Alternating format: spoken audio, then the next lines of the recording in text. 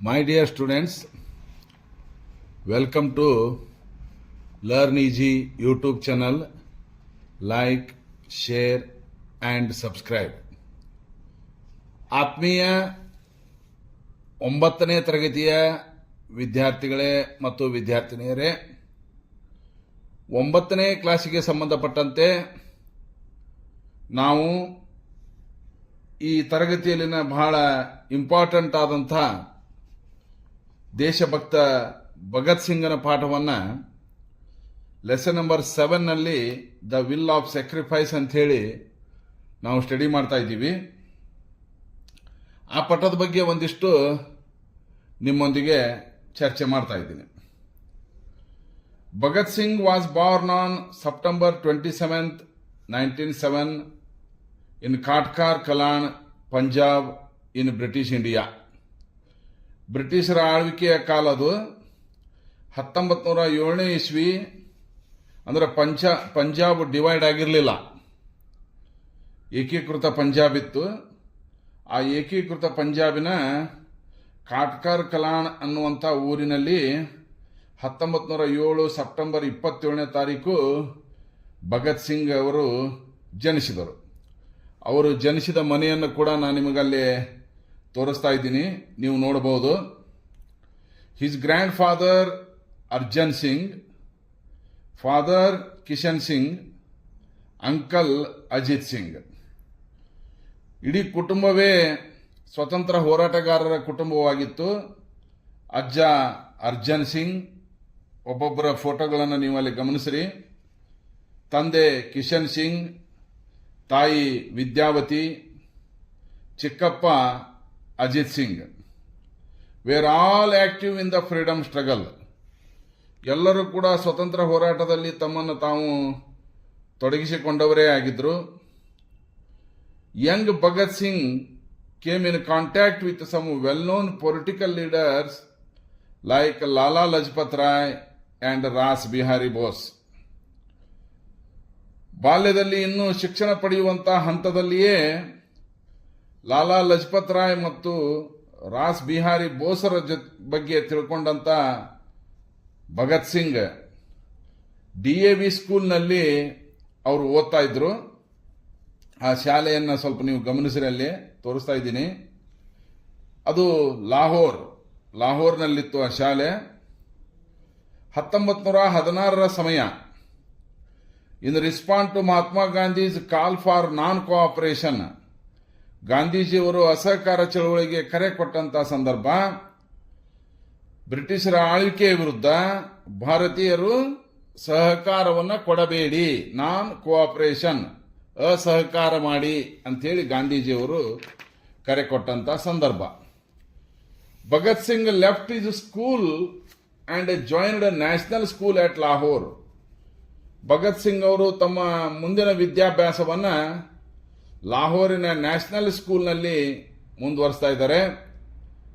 This school was a centre of revolutionary activity. ಈ ಶಾಲೆ ಹೇಗಿತ್ತು ಅಂತಂದ್ರೆ ಅದೊಂದು ಕ್ರಾಂತಿಕಾರಿಗಳ ಸೆಂಟರ್ ಆಗಿತ್ತು ಅಂತಾನೆ ಹೇಳಬಹುದು. ಅಲ್ಲಿ ಓದಿದಂತ ಬಹಳಷ್ಟು ವಿದ್ಯಾರ್ಥಿಗಳು, ಅಲ್ಲಿ ಭಗತ್ ಸಿಂಗರ ಕಾಂಟ್ಯಾಕ್ಟ್ಗೆ ಯಾರ್ಯಾರು ಬಂದ್ರು ನೋಡ್ರಿ. ಭಗವತಿ ಚರಣ್, ಸುಖದೇವ್ ಮತ್ತು ಇನ್ನೂ ಅನೇಕ ಜನ ಭಗತ್ ಸಿಂಗರ ಸಂಪರ್ಕಕ್ಕೆ ಬಂದರು. ಮುಂದೆ ಭಗತ್ ಸಿಂಗ್ ಅವರು member of the Hindustan Republican association formed by the revolutionaries of Uttar Pradesh. ಉತ್ತರ ಪ್ರದೇಶದಲ್ಲಿ ಕ್ರಾಂತಿಕಾರಿಗಳೆಲ್ಲ ಸೇರಿ ಕಟ್ಟಿಕೊಂಡಂತ ಒಂದು ಸಂಸ್ಥೆ, ಒಂದು ಸಂಘಟನೆ, ಅದು ಹಿಂದೂಸ್ತಾನ್ ರಿಪಬ್ಲಿಕನ್ ಅಸೋಸಿಯೇಷನ್ ಅಂತ ಹೇಳ್ಬೋದು. ಈ ಕ್ರಾಂತಿಕಾರಿಗಳು ಗಾಂಧೀಜಿಯವರ ಅಹಿಂಸಾ ತತ್ವದಲ್ಲಿ ನಂಬಿಕೆ ಇಟ್ಟಿರಲಿಲ್ಲ. ಇವರೇನಿದ್ರು ಬಂದೂಕಿನಿಂದಲೇ ಉತ್ತರ ಕೊಡಬೇಕು ಅಂತ ಹೇಳಿ ತಯಾರಾದಂಥ ಜನ. ಇವರು ಮುಖ್ಯವಾಗಿ ಬ್ರಿಟಿಷರ ಆಡಳಿತಕ್ಕೆ ಅಡ್ಡಿಯನ್ನ ಉಂಟು ಮಾಡ್ತಾ ಇದ್ರು. ಅದು ರೈಲ್ವೆ ಹಳಿಗಳನ್ನು ಕಿತ್ತೊಗೆಯದಿರಬಹುದು, ಖಜಾನೆಗಳನ್ನು ಲೂಟಿ ಮಾಡೋದಿರಬಹುದು, ಕೋರ್ಟ್ ಹಾಲ್ನಲ್ಲಿ ಬ್ಲಾಸ್ಟ್ ಮಾಡೋದಿರಬಹುದು, ಶಸ್ತ್ರಾಸ್ತ್ರ ಸಂಗ್ರಹಗಾರಕ್ಕೆ ಬೆಂಕಿ ಹಚ್ಚೋದಿರಬಹುದು. ಈ ತರದ ಕ್ರಾಂತಿಕಾರಿ ಚಟುವಟಿಕೆಗಳಲ್ಲಿ ತಮ್ಮನ್ನು ತಾವು ತೊಡಗಿಸಿಕೊಂಡಿದ್ರು. ಹೀಗಾಗಿ ಅವರು ಫೇಮಸ್ ಆಗಿದ್ದು into their firebrand activity. ಇಂತಹ ಕೆಲಸಗಳನ್ನು ನಾವು ಏನಂತ ಕರಿತೀವಿ? ಫೈರ್ ಬ್ರ್ಯಾಂಡ್ ಆಕ್ಟಿವಿಟಿ ಅಂತ ಕರಿತೀವಿ. The revolutionaries were branded as a terrorist by the British government. ಈ ಕ್ರಾಂತಿಕಾರಿಗಳಂತ ನಾವೇನು ಕರಿತೀವಲ್ಲ, ಅವರನ್ನೆಲ್ಲ ಬ್ರಿಟಿಷ್ ಸರ್ಕಾರ ಭಯೋತ್ಪಾದಕರು ಅಂತ ಹೇಳಿ ಕರಿತಾ ಇದ್ರು. They believed British rule was unjust and oppressive. ನಿಮಗೆಲ್ಲ ಗೊತ್ತಿರುವಂತೆ ಬ್ರಿಟಿಷರ ಆಳ್ವಿಕೆ ನ್ಯಾಯಸಮ್ಮತವಾಗಿರಲಿಲ್ಲ, ಅದು ಅನ್ಜಸ್ಟ್ ಆಗಿತ್ತು, ಅನ್ಯಾಯದಿಂದ ಕೂಡಿತ್ತು ಮತ್ತು ಪೀಡನಕಾರಿ. ಅಪ್ರೆಸಿವ್ ಅಂದ್ರೆ ಪೀಡನಕಾರಿ. It was a legitimate on their part to use violence as a weapon to overthrow the foreigners. ನಾನು ಆಗಲೇ ಹೇಳಿದೆ, ಈ ವಿದೇಶಿ ಶಕ್ತಿಯನ್ನು ಕಿತ್ತೊಗೆಯಲಿಕ್ಕೆ ಗಾಂಧೀಜಿಯವರು ಅಹಿಂಸಾ ತತ್ವದಿಂದ ಹೋರಾಟ ಮಾಡಿದರೆ ಸಾಧ್ಯನೇ ಇಲ್ಲ ಅಂತೇಳಿ ಈ ಕ್ರಾಂತಿಕಾರಿಗಳು ನಂಬಿದ್ರು. ಹೀಗಾಗಿ ಅವರು ಬಂದೂಕಿನಿಂದಲೇ ಉತ್ತರ ಕೊಡೋ ಸಲುವಾಗಿ ಅವರು ಈ ಬ್ರಿಟಿಷರನ್ನು ಓಡಿಸಲಿಕ್ಕೆ ಹಿಂಸಾತ್ಮಕ ಮಾರ್ಗವನ್ನೇ ಅವರು ಅನುಸರಿಸ್ತಾ ಇದ್ರು. They used bombs and guns against the British and robbed their establishment. ಬ್ರಿಟಿಷರಿಗೆ ಗನ್ನು ಮತ್ತು ಬಂದೂಕಿನಿಂದಲೇ ಉತ್ತರ. ನಮ್ಮಲ್ಲಿ ಕೂಡ ಕರ್ನಾಟಕದಲ್ಲಿ ಇಂಥ ಅನೇಕ ಮೈಲಾರ್ ಮಹದೇವಪ್ಪರಂತ ಕ್ರಾಂತಿಕಾರಿಗಳನ್ನ ನಾವಿಲ್ಲಿ ನೋಡಬಹುದು. ಇವತ್ತಿಗೂ ಕೂಡ ನೀವು ಹೊಸರಿತ್ತಿಗೆ ಹೋದ್ರ ಅಲ್ಲಿ ಮೈಲಾರ್ ಮಹದೇವಪ್ಪನವರು ಅಲ್ಲಿ ಬ್ರಿಟಿಷ್ ಖಜಾನೆಯನ್ನು ಲೂಟಿ ಮಾಡಲಿಕ್ಕೆ ತಮ್ಮ ಸಹಚರರೊಂದಿಗೆ ಬಂದಂತಹ ಸಂದರ್ಭದಲ್ಲಿ ಅವರ ಸಹಚರರಾದಂಥ ವೀರಯ್ಯ ಹಿರೇಮಠ, ತಿರ್ಕಪ್ಪ ಮಡಿವಾಳರ 3 ಮಂದಿ ಬ್ರಿಟಿಷರ ಗುಂಡಿಗೆ ಬಲಿಯಾಗ್ತಾರ, ಹುತಾತ್ಮರಾಗ್ತಾರ. ಹೀಗಾಗಿ ಅವರ ಸ್ಮಾರಕವನ್ನ ಇವತ್ತಿಗೂ ಕೂಡ ನಾವು ಹೊಸ ರೀತಿಯಲ್ಲಿ ನೋಡ್ತಾ ಇದ್ದೀವಿ. ಅಂದ್ರ ಈ ಭಗತ್ ಸಿಂಗರ ಕ್ರಾಂತಿಕಾರಿ ಚಟುವಟಿಕೆಗಳು ಬರೀ ಉತ್ತರ ಪ್ರದೇಶಕ್ಕೆ ಸೀಮಿತವಾಗಿರಲಿಲ್ಲ, ಅದು ಇಡೀ ಭಾರತವನ್ನೇ ಆವರಿಸಿತ್ತು ಅಂತಂದು ನಾವು ಈ ಘಟನೆಯಿಂದ ಹೇಳ್ಬೋದು. ಅದನ್ನ ಹೇಳ್ತಾರೆ ನೋಡ್ರಿ ಇಲ್ಲಿ. Their ideas differ from Gandhian idea, Gandhian freedom movement, non violence or ahimsa. ಇವರು ಅಹಿಂಸಾ ತತ್ವದಲ್ಲಿ ನಂಬಿಕೆ ಇರಲಾರದಂತ ವ್ಯಕ್ತಿಗಳು ಇವರೆಲ್ಲ ಕ್ರಾಂತಿಕಾರಿಗಳು. ಇವತ್ತಿಗೂ ಕೂಡ ಭಗತ್ ಸಿಂಗರನ್ನು ನಾವು ಯಾಕೆ ನೆನಪು ಮಾಡ್ಕೊಂತೀವಿ ಅಂದ್ರೆ, Bhagat Singh is remember today not only a revolutionary but also a great thinker. ನೋಡ್ರಿ, ನಾನು ಅದೃಷ್ಟ ಇಲ್ಲ ಅಂತಾನು ಹೇಳ್ತೀನಿ ನಾನು. ಯಾಕಂತಂದ್ರೆ ಸ್ವಾತಂತ್ರ್ಯ ಬಂದಾಗ ಭಗತ್ ಸಿಂಗರಂತ ಕ್ರಾಂತಿಕಾರಿಗಳು ನಮ್ಮೊಂದಿಗೆ ಇದ್ರಂದ್ರ ಈ ಭಾರತದ ಪ್ರಜಾಪ್ರಭುತ್ವ ವ್ಯವಸ್ಥೆಯ ದಿಕ್ಕೇ ಬೇರೆ ಆಕಿತ್ತಂತ ನಾನು ಹೇಳ್ಬೋದು. ಯಾಕಂದ್ರೆ ಅವರೊಬ್ಬ ಬರೀ ಸ್ವತಂತ್ರ ಹೋರಾಟಗಾರ, ಕ್ರಾಂತಿಕಾರಿ ಮಾತ್ರ ಆಗಿರಲಿಲ್ಲ, ಅವರೊಬ್ಬ ಬಹಳ ದೊಡ್ಡ ವಿಚಾರವಾದಿ ಥಿಂಕರ್ ಆಗಿದ್ರು ಅಂತ ಹೇಳ್ಬೋದು. He stepped into the best traditions of socialistic thought. ಸಮಾಜವಾದಿ ಸಿದ್ಧಾಂತದಲ್ಲಿ ಅವರಿಗೆ ನಂಬಿಕೆ, ಅದಕ್ಕಾಗಿ ಅವರು ಕಲೆಕ್ಟಿವ್ ಸ್ಟೇಟ್ ಓನರ್ಶಿಪ್ ಅನ್ನ ಹೇಳ್ತಾ ಇದ್ರು. ಏನದು ಸ್ಟೇಟ್ ಓನರ್ಶಿಪ್ ಅಂದ್ರ ಎಲ್ಲರೂ ಕೂಡಿ ಕೆಲಸ ಮಾಡೋದು. ಈಗ ಒಂದು ಹಳ್ಳಿ ಐತಿಪ್ಪ ಅಂತಂದ್ರ ಆ ಹಳ್ಳಿಯ ಭೂಮಿ ಆ ಹಳ್ಳಿಯ ಎಲ್ಲಾ ಜನರಿಗೆ ಸೇರಿದ್ದು. ಎಲ್ಲರೂ ಕೂಡಿ ಎಷ್ಟು ಮನೆಯೊಳಗೆ ಟ್ರ್ಯಾಕ್ಟರ್ ಅದವು, ಎಲ್ಲಾ ಟ್ರ್ಯಾಕ್ಟರ್ಗಳನ್ನು ತಂದು ಭೂಮಿಯನ್ನು ಉಳುಮೆ ಮಾಡೋದು. ಯಾರ ಹತ್ರ ಎತ್ತು ಚಕ್ಕಡಿಗಳಿಲ್ಲ, ಟ್ರ್ಯಾಕ್ಟರ್ಗಳಿಲ್ಲ, ಅವರಲ್ಲಿ ಕೆಲಸ ಮಾಡೋದು. ಹಿಂಗ ಲ್ಯಾಂಡ್, ಲೇಬರ್, ಕ್ಯಾಪಿಟಲ್ ಎಲ್ಲರೂ ಕೂಡಿ ಹಣ ಹಾಕೋದು, ಎಲ್ಲರೂ ಕೂಡಿ ದುಡಿಯೋದು, ಭೂಮಿ ಎಲ್ಲರಿಗೂ ಸೇರಿದ್ದು, ಬಂದಂತ ಲಾಭವನ್ನ ಎಲ್ಲರಿಗೂ ಹಂಚೋದು. ಇದಕ್ಕೇನಂತ ಕರೀತಾರ? Land, labour, capital, state ownership. ಇದರಲ್ಲಿ ಭಗತ್ ಸಿಂಗ್ ಅವರಿಗೆ ನಂಬಿಕೆ ಇತ್ತು. This is born out in the numerous letters. ಇದರ ಬಗ್ಗೆ ಅವರು ಅನೇಕ ಪತ್ರಗಳ ಮುಖಾಂತರ, ಪಾಂಪ್ಲೆಟ್ಗಳ ಮುಖಾಂತರ, ಆರ್ಟಿಕಲ್ಗಳ ಮುಖಾಂತರ ತಮ್ಮ ವಿಚಾರಗಳನ್ನ ಜೈಲಿನಿಂದಲೇ ಕೋರ್ಸ್ ಆಫ್ ಟ್ರಿಬ್ಯುಲೆಂಟ್ ಲೈಫ್ ಅವರು ಬಹಳಷ್ಟು ವಿಚಾರಗಳನ್ನ ಎಲ್ಲರೊಂದಿಗೆ ಹಂಚಿಕೊಂತಾರೆ.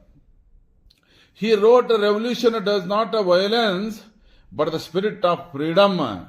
ನನಗೆ ಹಿಂಸೆಯನ್ನೇ ಯಾಕೆ ನಾನು ಬೆಂಬಲಿಸ್ತೀನಿ ಅಂದ್ರೆ ಬರೀ ಸ್ವಾತಂತ್ರ್ಯಕ್ಕಾಗಿ ಅಲ್ಲ, ಈ ಮಲಗಿರುವಂತ ಭಾರತೀಯರನ್ನ ಎಬ್ಬಿಸಲಿಕ್ಕೂ ಕೂಡ the longing for a change for the better. ನಾವು ಹಿಂಗ ಗಾಂಧೀಜಿ ತತ್ವಗಳನ್ನು ನಂಬ್ಕೊಂಡು ಹೊಂಟುಬಿಟ್ಟಿವಿ ಅಂದ್ರೆ ಸ್ವಾತಂತ್ರ್ಯವನ್ನು ಗಳಿಸಲಿಕ್ಕೆ ಸಾಧ್ಯ ಇಲ್ಲ. ಅದಕ್ಕಾಗಿ ನಾವು ಹೆಚ್ಚು ಕ್ರಾಂತಿಕಾರಿ ಚಟುವಟಿಕೆಗಳಲ್ಲಿ ತೊಡಗಿಕೊಳ್ಬೇಕಂತ ಭಗತ್ ಸಿಂಗ್ ಅವರು ಹೇಳ್ತಾ ಇದ್ರು. ಇನ್ನ ಅವರ ಜೀವನದ ಬಹುದೊಡ್ಡ ಟರ್ನಿಂಗ್ ಪಾಯಿಂಟ್ ಯಾವುದಪ್ಪ ಅಂತಂದ್ರೆ the incident that brought a total change in the life of Bhagat Singh was a brutal attack by the police veteran freedom fighter Lala Lajpat Roy.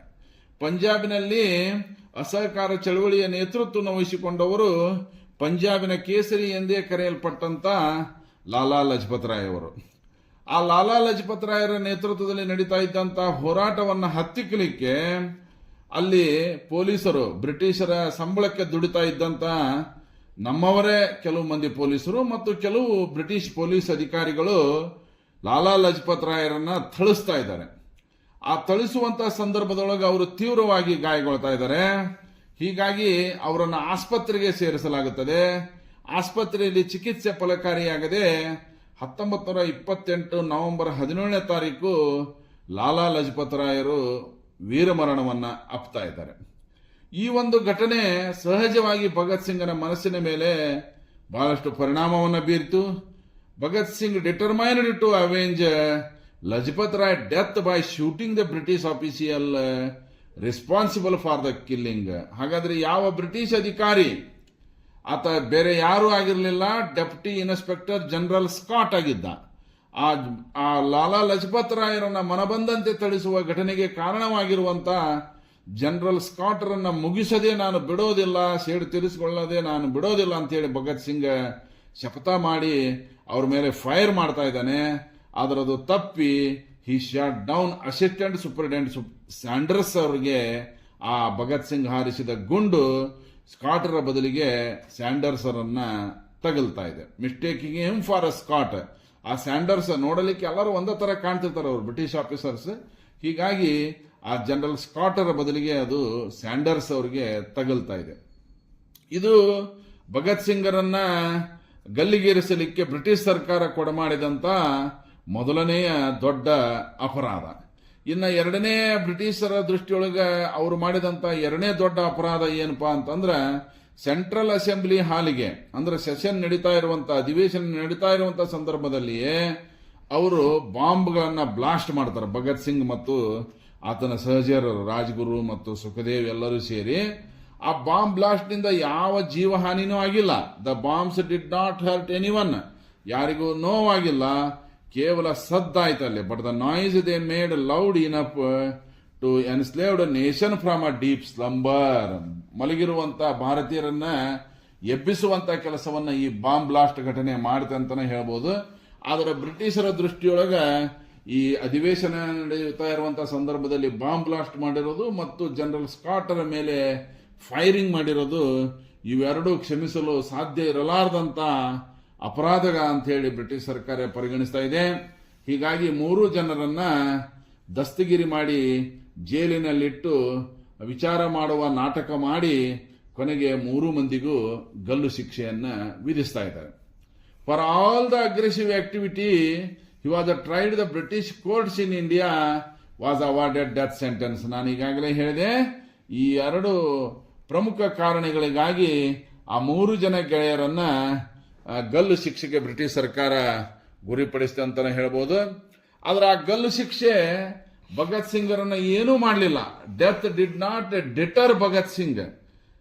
ಗಲ್ಲು ಶಿಕ್ಷೆಯನ್ನ ಬ್ರಿಟಿಷ್ ಸರ್ಕಾರ ತಿಳ್ಕೊಂಡಿತ್ತು. 3 ಮಂದಿಯನ್ನ ಗಲ್ಲಿಗೇರಿಸಿಬಿಟ್ರ ಎಲ್ಲಾ ಬ್ರಿಟಿಷರು ಹೆದರಿ ಮನೆಯೊಳಗೆ ಕುತ್ಕೊಂಡ್ಬಿಡ್ತಾರ ಅಂತ ಹೇಳಿ.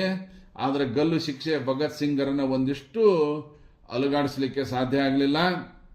ಆ ಗಲ್ಲು ಶಿಕ್ಷೆಯನ್ನ ಸಂದರ್ಭದಲ್ಲಿ ಕೂಡ ಆ 3 ಜನ ಸ್ನೇಹಿತರು ಅಗ್ರಿ ಸಂತೋಷದಿಂದ ನೇಣು ಹಗ್ಗಕ್ಕೆ ಮುತ್ತನ್ನು ಕೊಟ್ಟು, ಹೌದಾ, ಅತ್ಯಂತ ಸಂತೋಷದಿಂದ ಖುಷಿಯಿಂದ ಒಬ್ಬರನ್ನೊಬ್ರು ತಬ್ಬಿಕೊಂಡು ಕೊನೆಯ ಆಸೆ ಏನು ಅಂತ ಕೇಳಿದಾಗ ಅಜಯ್ ದೇವ್ಗನ್ ಮಾಡಿರುವಂತ ಆ ಫಿಲ್ಮ್ನೊಳಗೆ ನೀವು ನೋಡ್ರಿ, ನಿಮ್ಮ ಕೊನೆ ಆಸೆ ಏನು ಅಂತ ಕೇಳ್ತಾನ ಆಫೀಸರ್. 3 ಮಂದಿ ನಮ್ಮ ಕೈಯನ್ನು ಬಿಚ್ಚಿದ್ರೆ 3 ಮಂದಿ ಕೊನೆಯ ಬಾರಿಗೆ ಒಬ್ಬರನ್ನೊಬ್ರು ತಬ್ಬಿಕೆಂತೀವಿ ಅಂತ ಹೇಳ್ತಾರೆ 3 ಮಂದಿ ಗೆಳೆಯರು. ಆ 3 ಮಂದಿ ಗೆಳೆಯರು ತಬ್ಕೊಂಡು ಅಗ್ದಿ ಖುಷಿಯಿಂದ ನಾವು ಅದೃಷ್ಟವಂತರು ಹೇಳ್ತಂತಾರೆ. ವಿ ಆರ್ ವೆರಿ ಲಕ್ಕಿ ಅಂತ ಹೇಳ್ಕೊಂತ ಭಾರತ ಮಾತೆಗಾಗಿ ನಾವು ಜೀವವನ್ನು ಕೊಡುವಂತ ಅವಕಾಶ ನಮಗೆ ಸಿಕ್ಕೈತಲ್ಲ, ನಾವು ನಿಜಕ್ಕೂ ಅದೃಷ್ಟವಂತರು ಅಂತ ಹೇಳ್ಕೊಂತ ಅತ್ಯಂತ ಸಂತೋಷದಿಂದ ಅವರು ಗಲ್ಲಿಗೇರೋದನ್ನು ನೋಡಿದಾಗ spark of freedom alive through his letters return from the jail. ಜೈಲಿನೊಳಗಿದ್ದುಕೊಂಡೇ ಅವರು ಬರೆದಂತ ಪತ್ರಗಳು ಅದಾವಲ್ಲ, ಆ ಮುಂದಿನ ನನ್ನ ವಿಡಿಯೋಗಳಲ್ಲಿ ಒಂದೊಂದಾಗಿ ನಾನು ಅವುಗಳನ್ನು ಚರ್ಚೆ ಮಾಡ್ತಾ ಇದ್ದೀನಿ. He proved that the value of a man. ಒಬ್ಬ ಮನುಷ್ಯನಿಗೆ ವ್ಯಾಲ್ಯೂ, ಅವನ ವ್ಯಕ್ತಿತ್ವಕ್ಕೆ ಒಂದು ಗೌರವ ಸಿಗೋದು ಎದರಿಂದ ಅಂತ ಹೇಳ್ತಾರೆ Bhagat Singh. Not in what he is capable of receiving. ಎಂತ ಮಾತು ನೋಡ್ರಿ ಇದು, what he is capable of giving. ಒಬ್ಬ ವ್ಯಕ್ತಿ ದೇಶದಿಂದ ಸರ್ಕಾರದಿಂದ ಏನನ್ನ ಪಡ್ಕೊಂಡ, ಎಷ್ಟು ರೊಕ್ಕ ಗಳಿಸಿದ, ಎಷ್ಟು ಶ್ರೀಮಂತ ಆದ ಅನ್ನೋದ್ರ ಮೇಲೆ ಅವನ ವ್ಯಕ್ತಿತ್ವ ಸಾಬೀತಾಗೋದಿಲ್ಲ. ಈ ದೇಶಕ್ಕಾಗಿ, ಸಮಾಜಕ್ಕಾಗಿ ಆತ ಏನು ಕೊಡುಗೆಯನ್ನು ಕೊಟ್ಟ ಅನ್ನೋದ್ರ ಮೇಲೆ ಆತನ ವ್ಯಕ್ತಿತ್ವವನ್ನು ನಾವು ಪರಿಗಣಿಸ್ತೀವಿ ಅಂತ ಭಗತ್ ಸಿಂಗ್ ಹೇಳೋ ಮಾತು ಸದ್ಯದ ಭಾರತದ ಈ ಒತ್ತಿನ ಪರಿಸ್ಥಿತಿಗೆ ಬಹಳ ಸೂಟೇಬಲ್ ಆಗುವಂತ ಮಾತಂತನ ನಾವು ಹೇಳ್ಬೋದು. 2 of the letters that he wrote, one to his fellow freedom fighter. ಅವರು ಬರೆದಂತ 2 ಪತ್ರಗಳನ್ನು ನಿಮ್ಮ ಸಿಲೆಬಸ್ನೊಳಗೆ ಈಗ ಚರ್ಚೆಗೆ ಇಟ್ಟಾರ. ಒಂದು ಪತ್ರ ಅವರ ಸಹೋದರನಿಗೆ ಬರೆದಂತ ಪತ್ರ ಆಗಿದ್ರ, ಬಟಕೇಶ್ವರ ದತ್ತ ಅವರಿಗೆ ಬರೆದಂತ ಪತ್ರ ಆಗಿದ್ರ, ಇನ್ನೊಂದು ಪತ್ರ ತಮ್ಮ ಜೈಲಿನಲ್ಲಿರುವಂತ ಇತರ ಸ್ವತಂತ್ರ ಹೋರಾಟಗಾರರಿಗೆ ಬರೆದಂತ ಪತ್ರ ಶಹೀದ್ ಭಗತ್ ಸಿಂಗ್ ವಾಜ್. ಅಂದ್ರೆ ಭಗತ್ ಸಿಂಗ್ ಅವರು 2 ಪತ್ರಗಳನ್ನು ಬರೆದಾರ. ಆ ಒಂದೊಂದೇ ಪತ್ರಗಳನ್ನು ನಮ್ಮ ಮುಂದಿನ ಕ್ಲಾಸ್ನೊಳಗ ಚರ್ಚೆ ಮಾಡೋಣ ಅಂತ ಹೇಳ್ತಾ, ಈ ಭಗತ್ ಸಿಂಗರ ಪಾಠವನ್ನ ನೀವು ಮೆಕ್ಯಾನಿಕಲ್ ಆಗಿ ಕಲಿಯೋದಲ್ಲ, ಕೇವಲ ಇದನ್ನು ಓದಿದೆ, ಪ್ರಶ್ನೆ ಉತ್ತರ ಬಾಯ್ಪಾಟ್ ಮಾಡಿದೆ, ಪರೀಕ್ಷೆ ಒಳಗೆ ಬರದೆ ಅಂತಲ್ಲ.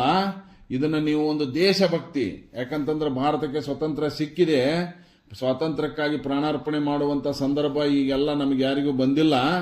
ಆದ್ರೆ ಆ ಭಗತ್ ಸಿಂಗರಂತ ಹುತಾತ್ಮರಾಗಿ ಈ ದೇಶಕ್ಕೇನು ಸ್ವತಂತ್ರ ಕೊಡಿಸ್ಯಾರಲ್ಲ, ಈ ಸ್ವತಂತ್ರವನ್ನು ಕಾಪಾಡಿಕೊಂಡು, ಉಳಿಸಿಕೊಂಡು, ಬೆಳೆಸಿಕೊಂಡು ಹೋಗುವಂತ ಜವಾಬ್ದಾರಿ ನಮ್ಮ ಮೇಲಿದೆ.